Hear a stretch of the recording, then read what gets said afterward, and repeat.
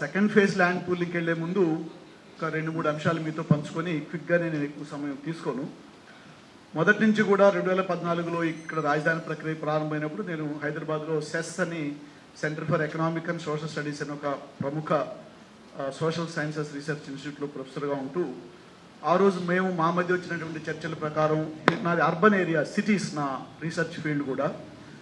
నాది రాజంపేట, ఇప్పుడు అన్నమయ్య జిల్లా, పాత కడప జిల్లాలో రాజంపేట దగ్గర ఒక పల్లె. గత 5-6 సంవత్సరాలుగా నేను పల్లెలోనే ఎక్కువ సమయం గడుపుతున్నాను. ఆ రోజు మాకున్న అభిప్రాయం ఏంటంటే విభజిత ఆంధ్రప్రదేశ్కు ఒక పెద్ద రాజధాని అంటూ ప్లాన్ చేయడం భావ్యం కాదు అనేది కొంతమంది మాకు వచ్చిన అభిప్రాయం, నాకు కలిగినటువంటి అభిప్రాయం కూడా. విజయవాడ గుంటూరు మధ్య మంగళగిరి దగ్గర, నాగార్జున యూనివర్సిటీ దగ్గర ఒక చిన్న రాజధాని అడ్మినిస్ట్రేటివ్ క్యాపిటల్ ఒకదాన్ని నిర్మించుకొని ఒక 12-15 సిటీస్ ఆంధ్రప్రదేశ్లో వైజాగ్ నుంచి కడప, కర్నూలు వరకు, నెల్లూరు వరకు ఈ సిటీస్ మీద ఫోకస్డ్గా ఇన్వెస్ట్మెంట్ చేసి ఆగ్రో బేస్డ్ ఇండస్ట్రీస్, మంది వ్యవసాయ ఆధారిత రాష్ట్రం, ఆగ్రో బేస్డ్ ఇండస్ట్రీస్ మీద ఫోకస్ చేస్తే ఒక 10 సంవత్సరాల్లో ఆంధ్రప్రదేశ్ యొక్క ఓవరాల్ డెవలప్మెంట్ చాలా పైకెళుతుంది. ఇప్పుడు పెట్టేటువంటి ఈ 1000 కోట్లని ఈ విభిన్న ప్రాంతాల మీద పెట్టాలి అనేది ఆ రోజు మాకు కలిగినటువంటి అభిప్రాయం. ఈ రోజు కూడా వ్యక్తిగతంగా నేను ఆ అభిప్రాయానికే కట్టుబడి ఉన్నాను. ఆ అభిప్రాయం రావడానికి మరొకటి కారణం ఏంటంటే మన విభజిత ఆంధ్రప్రదేశ్కి పక్కన ఆనుకొని 3 మహానగరాలు ఉన్నాయి. హైదరాబాద్, బెంగళూరు, చెన్నై. ప్రతి ఒక్కటి దాదాపు 1 కోటి జనాభాకు దగ్గర ఉన్నటువంటి పెద్ద నగరాలు. ఆ నగరాలను దాటి ఆ తలదన్నే నగరాన్ని ఇక్కడ కొత్తగా నిర్మిస్తాను ఎవరన్నా కానీ అది ప్రజలను మోసం చేయడానికి అనేది నేను వ్యక్తిగత స్థాయిలో ఆ రోజు చెప్తున్నా, ఈ రోజు చెప్తున్నా. ఇక్కడ ఇంకా ఎవరికైనా భ్రమలుంటే హార్డ్ పాపులేషన్ డేటా దగ్గర పెట్టుకుని నేను చెప్పగలను. గతంలో విజయవాడలో మాట్లాడినప్పుడు బాబురావు గారు వాళ్ళు పిలిచినప్పుడు నేను చాలా వివరంగా population growth statistics, urbanization statistics మొత్తం ఇచ్చి చెప్పాను. ఈ రోజు కూడా దయచేసి ఎవరికైనా ఆ భ్రమలుంటే అమరావతికి పెద్ద ఎత్తున తిరుపతిరావు గారు చెప్పినట్టు ఇన్ని లక్షల కుటుంబాలు వస్తే కానీ ఇక్కడ ఒక సిటీ ఒక రూపం రాదు. అలా లక్షల కుటుంబాలు వలసలు వచ్చి అమరావతిలో ఉపాధి ఉంటేనే ఫస్ట్ వస్తారు, తర్వాత మిగిలినవి వస్తాయి. అలాంటి అవకాశం లేదు. అలాంటి భ్రమలు ఎవరున్నా ఇప్పటికీ ఉంటే దయచేసి రియాలిటీకి రండి. ఎందుకు చెప్తున్నానంటే భారతదేశంలో కేరళ, తమిళనాడు తర్వాత జనాభా పెరిగేటువంటి తీరు వేగంగా తగ్గిపోయిన రాష్ట్రం Andhra Pradesh. Population growth rate Kerala, Tamil Nadu తర్వాత చాలా వేగంగా పాపులేషన్ గ్రోత్ తగ్గిపోతున్నటువంటి రాష్ట్రం ఆంధ్రప్రదేశ్. ఈ రాష్ట్రంలో కృష్ణా, గుంటూరు, వెస్ట్ గోదావరి జిల్లాల్లో ఇంకా వేగంగా పాపులేషన్ గ్రోత్ పడిపోయింది. మనకు 2021లో జనాభా లెక్కలు జరగలేదు. ఇప్పుడు వచ్చి అవి నేను 2011 వరకు ఉన్న డేటా చెప్తున్నాను. ఆ తర్వాత జనాభా లెక్కలు బయటకు వస్తే మనకు ఇంకా స్పష్టంగా తెలుస్తుంది. ఇక్కడ ఉన్న వాళ్ళందరూ మీరు ఇక్కడ వాళ్ళు కాబట్టి గుర్తుపెట్టుకోండి. 2009లో డీలిమిటేషన్ జరిగినప్పుడు లోక్సభ నియోజకవర్గాలు, తెనాలి లోక్సభ మాయమైపోయింది. మన పక్కన ఊరే కదా తెనాలి, సిఆర్డే ప్రాంతంలోదే కదా. మరి లోక్సభ ఏమైంది? జనాభా లేరు. సో నేను ఒక పెద్ద యూనిట్ ఎందుకంటే ఉమ్మడి ఆంధ్రప్రదేశ్లో ఏమైంది అంటే హైదరాబాద్లో జనాభా పెరిగింది. మల్కాజ్గిరి అనే ఒక కొత్త లోక్సభ నియోజకవర్గం హైదరాబాద్లో వచ్చింది. అంతకుముందు లేదు. రేవంత్ రెడ్డి దానికి ఫస్ట్ ఎంపీ అనుకుంటాను. ఒక్క హైదరాబాద్లోనే 11 అసెంబ్లీ సెగ్మెంట్స్ పెరిగినాయి. ఈరోజు జిహెచ్ఎంసీలో 24 అసెంబ్లీ సెగ్మెంట్స్ ఉన్నాయి. ఇది ఎందుకు చెప్తున్నానంటే ఇప్పుడు పాపులేషన్ ట్రెండ్ తగ్గేది, పెరిగే ఎంతమంది మొన్నటి వరకు చాలా ఎక్కువ సార్లు మాట్లాడితే ఈ మధ్యలో మాట్లాడడం లేదు ముఖ్యమంత్రి గారు, పిల్లల్ని కనండి అని. దీని మీద నేను గతంలో మాట్లాడినాం, ఇప్పుడు ఎక్కువ మాట్లాడడంలే. ఎంతమంది మన ఫ్యామిలీస్ మన చుట్టుపక్కల చూడండి, కొత్త దంపతులు పిల్లలే వద్దనుకునే వాళ్ళు పెరిగిపోతున్నారు, లేదంటే మ్యాక్సిమం ఒక చైల్డ్. సో జనాభా ఇష్టం వచ్చినట్టు పెరిగే అవకాశం లేదు. ఒకవేళ మైగ్రేషను ఉపాధి కోసం జరిగేది, ఎడ్యుకేషన్ ఆపర్చునిటీస్ కోసం హైదరాబాద్, బెంగళూరు, అమెరికా చెప్తున్నాని వాళ్ళందరూ అవి వదిలేసి పరిగెత్తుకుంటూ అమరావతికి వస్తారని ఎక్స్పెక్ట్ చేయకండి. ఎందుకంటే ప్రతి ఒక్కరికి కొన్ని కమిట్మెంట్స్లో సెటిల్ అయిపోయి ఉంటారు. ఊరికే ఇక్కడ మనకు ఐటీ టవర్ కట్టుకుని పరిగెత్తుకుంటూ జాబ్స్ వదిలేసి రారు. ఐటీ సెక్టర్లోనే ఉద్యోగాలు పోతున్నాయి. ఏఐ గురించి వీళ్ళే మాట్లాడుతున్నారు కదా, క్వాంటమ్ వ్యాలీ, ఏఐ అని. ఏఐ అంటే ఉన్న ఉద్యోగాలు పోయేది అని అర్థం. సింపుల్గా పేరు పెద్దగా ప్రచారం చేసుకున్నా ఏఐ అంటే ఉన్న ఐటీ ఉద్యోగాలు పోయేది, తగ్గించేది. 10 మంది ఐటీ వాళ్ళు చేసేది ఒక్కటి చేస్తుంది. అది తర్వాత మిషనే చేస్తుంది, ఆ ఒక్కడు కూడా పోతుంది. అలాంటి పరిస్థితుల్లో ఇక్కడ వేల సంఖ్యలో ఉద్యోగాలు కల్పించి లక్షల సంఖ్యలో జనాభా పెరుగుతారనేది సిఆర్డిఏ చెప్తున్నటువంటి ఒక పచ్చి అబద్ధం. నేను గతంలో సిఆర్డిఏ చెప్పిన పాపులేషన్ గ్రోత్ మొత్తం రాజధాని ప్రాంతానికి సంబంధించి విశ్లేషించాను కాబట్టి చెప్తున్నా. అది ఒకటి. ఔటర్ రింగ్ రోడ్ అనేది కూడా ఈరోజు భూమి చెప్తున్నారు కాబట్టి హైదరాబాద్ అనేది ఒక పెద్ద మెగా సిటీ ఉంది కాబట్టి దానికి outer ring road. Mega city లేని చోట ఔటర్ రింగ్ రోడ్ కాదు, రోడ్డు కోసం రోడ్డు కాదు. కానీ దౌర్భాగ్యం ఏంటంటే పెద్ద కాంట్రాక్ట్లు, పెద్ద ప్రాజెక్టులు అంటే పెద్ద కాంట్రాక్టులు, వేల కోట్ల రూపాయల డబ్బులు ఎవరికి దక్కేది వాళ్ళకి దక్కుతుంది. మరి రోడ్డు అవసరం కదా అని ఒక పెద్ద మాయాజాలం మీడియా ద్వారా సృష్టించి రైతుల్ని నిస్సహాయాలు చేసి ముందు భూములు తీసేసుకోవడం, ఇది ప్రక్రియ జరుగుతూ ఉంది. 10 సంవత్సరాల తర్వాత ఔటర్ రింగ్ రోడ్ని ప్లాన్ చేసుకోవచ్చు, 20 సంవత్సరాల తర్వాత ప్లాన్ చేసుకోవచ్చు. ఎక్కడైనా ట్రాఫిక్ బ్లాక్స్ ఉంటే, రోడ్ బ్లాక్స్ ఉంటే, ఆ బాటిల్ నెక్స్ ఉంటే అక్కడ కొన్ని ఫ్లైఓవర్స్తోనో కొన్ని బైపాస్ రోడ్స్తోనో పని జరిగిపోతుంది. కానీ పెద్దవి కావాలి. అది నేను ఈ ల్యాండ్ పూలింగ్ దానికి వెళ్ళే ముందు ఎయిర్పోర్ట్ గురించి గతం నేను చాలా వివరంగా మాట్లాడినాను. ఈరోజు విభజిత ఆంధ్రప్రదేశ్లో మనకు 6 ఫంక్షనల్ ఎయిర్పోర్ట్స్ ఉన్నాయి. ఇండియాలో నేను మిగిలిన రాష్ట్రాల్లో ఎన్ని ఉన్నాయని చూడలేదు, కానీ చాలా రాష్ట్రాల్లో లేవు. మీరు విశాఖపట్నం, రాజమండ్రి, గన్నవరం, తిరుపతి, కడప, కర్నూలు, ఇన్ని ఎయిర్పోర్ట్స్. తెలంగాణకు ఒకటే ఎయిర్పోర్ట్. ఇక్కడ విశాఖపట్నంలో కొత్త ఇంటర్నేషనల్ ఎయిర్పోర్ట్ వస్తూ ఉంది. రాయలసీమ ప్రాంత ప్రజలు, నెల్లూరు ప్రాంత ప్రజలు ఉమ్మడి ఆంధ్రప్రదేశ్లో కానీ విభజిత ఆంధ్రప్రదేశ్లో కానీ ఇంటర్నేషనల్ ఎయిర్పోర్ట్ అంటే ఎక్కడ వెళ్తారు? చెన్నై, బెంగళూరు. కర్నూలు జిల్లా వాళ్ళు హైదరాబాద్. మీరు ఎన్ని పెద్ద ఎయిర్పోర్ట్లు కట్టినా వాళ్ళు అటే వెళ్తారు, ఎందుకంటే దగ్గరలో ఉంది. ప్రాక్సిమిటీ చూసుకుంటాడు. ఎయిర్పోర్ట్ నాకు దగ్గర, ఫ్లైట్ ఎక్కడానికి అనేది చూస్తారు ఇంటర్నేషనల్ ఎయిర్పోర్ట్స్. మరి ఇక్కడ 5,000 ఎకరాలు. చెన్నై ఎయిర్పోర్ట్ 1,300 ఎకరాల్లో ఉంది. చెన్నై ఎయిర్పోర్ట్ కంటే పెద్ద ఎయిర్పోర్ట్ కావాలన్నా ఇక్కడ. మన గన్నవరం ఎయిర్పోర్ట్లో రద్దీ పెరిగిపోయిందా? ఇంకా 10 ఏళ్లలో అది తట్టుకోలేదు, ఈ రద్దీని, ప్యాసింజర్స్ రద్దీని అనే పరిస్థితి ఉందా? ఏదైనా ఒక స్టడీ జరిగిందా? గన్నవరం ఎయిర్పోర్ట్ ఇంక 10 ఏళ్ళకి మించి ఈ రద్దీని తట్టుకోలేదు, అదనంగా ఎక్స్పాండ్ కాకపోతే ఉందా? లేదు, అలాంటి స్టడీ ఏమీ లేదు. కానీ 5,000 ఎకరాలు తీసి పెట్టుకోవచ్చు. నేను పార్టీ పాలిటిక్స్ మాట్లాడడం లేదు, తిరుపతిరావు గారు అన్నట్టు మన పార్టీ పాలిటిక్స్ అతీతంగా మాట్లాడినా కానీ ప్రతి రాజకీయ నిర్ణయం వెనుక ఆర్థిక ఉద్దేశం ఉంది అనేది గుర్తుపెట్టుకోండి దయచేసి. Every political decision has economic interest behind it. Party ఏది, పార్టీ ఓట్లు గిట్లు, నేను దాంట్లోకి వెళ్ళను, అది మనకు తెలిసిందే. But behind every GO issued by the government for land there is economic interest behind it. అది గుర్తుపెట్టుకొని మీ నిర్ణయాలు ఇవి తీసుకుంటే చాలు. ఇక్కడ లాస్ట్లో ఈ ల్యాండ్ పూలింగ్, ఇది ల్యాండ్ పూలింగ్ పేరుతో రైతులకు చేసినటువంటి ప్రామిస్లే నా దృష్టిలో ఒక పెద్ద మోసం. 11 సంవత్సరాల తర్వాత ఈరోజు తిరుపతిరావు గారు అంత బహిరంగ అనలేకపోయినా నేను అనగలుగుతున్నా, ఎందుకంటే బయట నుంచి వచ్చినాను కాబట్టి. మీరు పర్సనల్గా మాట్లాడితే మోసపోయినామనే రైతులు చాలామంది కనిపిస్తారు. ఇక్కడ మొదటి దశలో భూ కమతాల సైజు డేటా చూస్తే నలిగిపోయి ఆర్థికంగా చితికిపోయిన రైతులు ఎవరు ఈరోజు ఈ 29 గ్రామాల్లో అంటే 2 ఎకరాల కంటే తక్కువ ఉన్నవాళ్ళు. వాళ్ళు కూలింగ్కి ఏమి ఇస్తారు, అమ్ముకొని ఎక్కడికి వెళ్తారు, ఎట్లా బతుకుతారు? వాళ్ళు ఎక్కడా ఈ నిర్ణయాల్లో వాళ్ళ ప్రస్తావనే ఉండదు.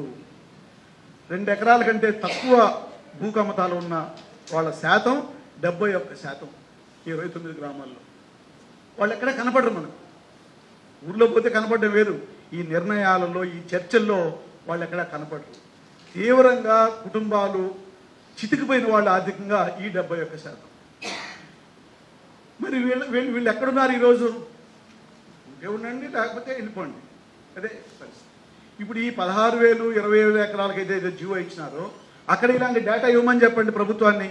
ఆ రోజుల్లో జర్నలిస్ట్ ఫ్రెండ్స్ సంపాదించారు దీన్ని సిఆర్డీఏ నుంచి. ఈరోజు ప్రభుత్వాన్ని ఈ భూకమతాల సైజు ఎంత ఉంది, ఈ 16,000 ఎకరాలు 7 గ్రామాల్లో తీసుకునే దాంట్లో ఎన్ని ఎకరాల భూకమతాల సైజు అని ప్రభుత్వం బయట పెట్టాలి. అది పెట్టకపోతే మనకు తెలియదు. అది ఒకటి. సరే, అబద్ధాలు మోసాల దగ్గరకు వచ్చినప్పుడు ఈ ల్యాండ్ పూలింగ్ రూల్స్ జనవరి 1, 2015లో వచ్చిన ఫస్ట్ ల్యాండ్ పూలింగ్ జియోలో కానీ ఒకటేమో భూములు తీసుకుంటే రైతులు ఏమేమి చేయాలో అన్నీ ఉంటాయి అందులో. అంటే రైతు నుంచి భూమిని లాక్కోవడానికి కావాల్సిన నిబంధనలు అన్నీ ఉంటాయి, అవన్నీ ప్రభుత్వం అమలు చేస్తుంది. మరి ప్రభుత్వం వైపు నుంచి బాధ్యతలు కూడా కొన్ని ఉన్నాయి కదా. నేను 2 చదివి వినిపిస్తాను, నాకంటే మీకే బాగా తెలుస్తుంది ఎంత మేరకు అమలైంది అనేది. జియో 11/2015 ల్యాండ్ పూలింగ్ రూల్స్లో schedule 3 role and responsibility of the government. నేను ఎందుకు చెప్తున్నానంటే ఆ అబద్ధాలే ఇప్పుడు జూలైలో వచ్చిన జియోలు ల్యాండ్ పూలింగ్ రూల్స్లో కూడా రిపీట్ చేస్తూ ఉంది ప్రభుత్వం. ఎందుకంటే ఆ రోజు ప్రశ్నించలే ఎవరు, అందుకని మీ దృష్టి తీసుకొస్తున్నా, పెద్దలు ఇంతమంది ఉన్నారు కాబట్టి. Schedule 3 role and responsibility of the government. Point 1, to provide free education and medical facilities for everybody residing in the 29 villages as on 8th December 2014. ఒక్కరికన్నా ఉచితంగా విద్య ప్రభుత్వం ఇచ్చిందా మీకే తెలియాలి. 2014 నుంచి డిసెంబర్ తర్వాత ఆ గ్రామంలో ఉన్నవాడు కదా, ఒక్కరికన్నా ఉచిత వైద్యం కల్పించిందా? రైతుల దగ్గర అయితే లాక్కోవడంలో తన బాధ్యత, తన రోల్, తన పవర్ వాడింది. బాధ్యత దగ్గరకు వచ్చేటప్పటికి అమరావతి హెల్త్ కార్డు అని ఒక దశలో కొంతమందికి ఇచ్చినారు. ఒక్క హాస్పిటల్ కూడా దాన్ని గౌరవించినాడండి, మీకే తెలియాలి కదా. మరి ఎందుకు ప్రశ్నించలేదు మీరు చెప్పండి. అదే ల్యాండ్ పూలింగ్ రూల్స్ జియో నాటి పెట్టి మా భూములు తీసుకున్నాం. మరి మీ బాధ్యత ఏంటి అనేది ప్రభుత్వాన్ని ఎవరు ప్రశ్నించలేదు. కాబట్టి రైతులను ఏమైనా చేయగలం అనేటువంటి ఒక ధైర్యం ఈరోజు జియో 118 1 జూలై 2025 వచ్చిన సెకండ్ ఫేజ్ ఓవరాల్ కంటే సెకండ్ థర్డ్ ఫేజ్లకు అన్నిటికీ ఇదే ల్యాండ్ పూలింగ్ రూల్స్ అప్లై అవుతాయి. జియో 118 దీంట్లో farmers affected by land pooling are entitled to the benefits, free education and medical facilities. మళ్ళీ అదే రిపీట్ చేస్తున్నారు. అప్పుడు ఇవ్వలేదని వాళ్ళకి తెలుసు, ఎవరు అడగలేదని తెలుసు. కానీ ఇది పెట్టుకొని ఎందుకు పెట్టుకున్నారు తెలుసు, వాళ్ళు అమాయకులు కాదండి, చాలా చాలా దూరదృష్టి కలిగిన వాళ్ళు పైన ఉండేది. అవి ఇన్ని అక్కడి నుంచి వచ్చేటివే, కింద మాట్లాడడంతో డమ్మీలు. అందుకంటే నేను పేరు చెప్పి మాట్లాడలేదు, ఎందుకంటే ఇది బయట ఇంటర్నేషనల్ ఏజెన్సీస్ దగ్గర ప్రచారం చేసుకోవడం కోసం. గుర్తుపెట్టుకోండి, ఈ ఆంధ్రప్రదేశ్ దాటి బయటకు వెళ్ళినప్పుడు ఐఏఎస్ ఆఫీసర్లు అంతర్జాతీయ సెమినార్లో పాల్గొన్నప్పుడు ఫ్రీగా రైతులు మాకు వాలంటరీగా భూములు ఇస్తున్నాడు, ఇవన్నీ మేము వాళ్ళకి కల్పిస్తున్నామని చెప్పుకోవడం కోసం. ఆన్ పేపర్ రైతుల మీద, ఆంధ్రప్రదేశ్ ప్రజల మీద చేస్తున్నటువంటి దగా, ఆన్ పేపర్ ప్రభుత్వం చేస్తున్నటువంటి మోసం, అబద్ధమే. దీన్ని మీరు ఈరోజు ప్రశ్నించలేకపోతే ఇంకేదేదో మాట్లాడినా వాళ్ళు మభ్యపెట్టి మాటలు చెప్పి పంపించగలరు. అది సో లాస్ట్లో ఈ ప్రజెంట్ జియో ఏదైతే ఉందో 252 2 డిసెంబర్ని వచ్చినటువంటి 1666 ఎకరాలకు ఇది ఈ జియో కోర్టులో చెల్లదు. మీరు ఎవరైనా దయచేసి లీగల్గా ఛాలెంజ్ చేయడానికి ప్రయత్నం చేయండి. ఎందుకంటే నువ్వు ఏ జియో అయినా నాకు ఇంత పొలం కావాలి ప్రభుత్వానికి అని జియో ఇష్యూ చేసినప్పుడు ఆ జియోలో ఎందుకోసం ఆ పొలం కావాలో మెన్షన్ చేయాలి. ఇది ఎక్కడా లేదు. దయచేసి మళ్ళీ ఒకసారి చదవండి పెద్దలు. ఈ జియో 252లో ఎక్కడ కూడా ద పర్పస్ ఆఫ్ ల్యాండ్ దేనికి బయట చెప్పే మాటలు రైల్వే స్టేషన్కు ఎయిర్పోర్ట్ కానీ, but GO doesn't say that. ఈ జియోలో చెప్తే తప్ప రేపు అది రైల్వే స్టేషన్ వాటికి ఖర్చు పెడతారని, వాటికి వినియోగిస్తారని కూడా చెప్పలేము. ఎందుకంటే on paper they are not committing. కాబట్టి అది తీసుకున్న తర్వాత ఎక్కడికి పోతుందో కూడా చెప్పలేదు. దీంట్లో స్పెసిఫై చేస్తే ఉదాహరణకు ఎయిర్పోర్ట్ కట్టాలి అని, ఎయిర్పోర్ట్కి 5,000 ఎకరాలు కావాలని జియోలో ఉండాలి. ఉంటే అప్పుడు వాళ్ళ మీద ఉన్నటువంటి బాధ్యత ఏంటంటే ఎయిర్పోర్ట్ ఎక్కడ కడతారో చెప్పాలి. ఎయిర్పోర్ట్ ఎక్కడ కడతారో స్పష్టత లేని ప్రభుత్వం ఎయిర్పోర్ట్కి 5,000 ఎకరాలు ఈ గ్రామాల్లో కావాలి అని చెప్పలేదు. వాళ్ళకి తెలుసు ఎయిర్పోర్ట్ అవసరం లేదని, పై వాళ్ళకి తెలుసు. కానీ ఇప్పుడు అది ఒక పేరు పెట్టి ఒక 500 ఎకరాలు లాక్కోవాలి.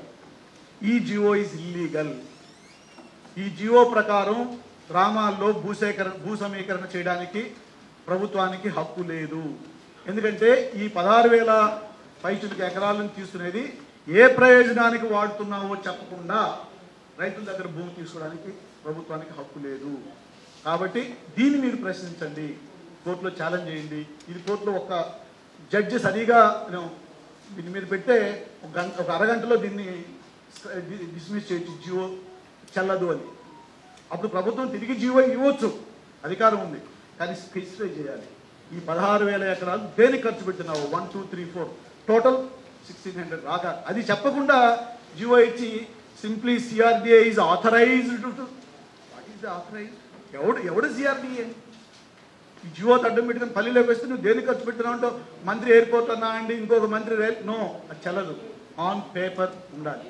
దీన్ని దృష్టిలో పెట్టుకోవాల్సిందిగా కోరుతున్నాను. ఫైనల్గా మొదటిసారిగా చూసినాను నేను మా పల్లెల్లో సమృద్ధిగా నీళ్లుండి, సమృద్ధిగా పంటలు పండి, కరువు ప్రాంతం మాది, సమృద్ధిగా నీళ్లుండి, సమృద్ధిగా పంటలు పండి, చేతి నిండా పంట వచ్చిన తర్వాత కూడా జనవరిలో పుచ్చకాయలతో మొదలు పెడితే నవంబర్లో పపాయ వరకు 5 పంటలకి ఒక్కదానికి కూడా గిట్టుబాటు ధర రాక రైతుల ముఖాల్లో కన్నీళ్లు చూసినా నేను ఫస్ట్ టైం రైతులు.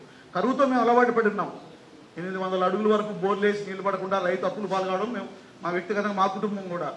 కానీ అన్నీ ఉండి సమృద్ధిగా పంటలు పండి పొలాల్లో వదిలేసి రైతులు కన్నీళ్ళు పెట్టింది 2025 సంవత్సరం మొత్తం రైతులకు అట్లే జరిగింది. చాలా ప్రాంతాల్లో రాష్ట్రంలోనూ కొన్ని మంతా తుఫాన్ వల్ల, బట్ మా ఏరియాలో ఆ రైతులకు ఒక్కరికన్నా ఒక ఎకరాకు 10,000 సహాయం చేసింది ఈ ప్రభుత్వం, ఒక్క రైతు కన్నా. కానీ ఉండవల్లి దగ్గర 2వ దశ పంపులు వరద నీరు ఎత్తిపోయడానికి 600 కోట్లు రిలీజ్ చేసుకున్నారు. ఎవడబ్బ సొమ్ము అండి? అడగదలుచుకున్నాయి. ఎవడబ్బ సొమ్ము? ఎవడు కట్టమన్నాడు నిన్న అక్కడ రాజధాని?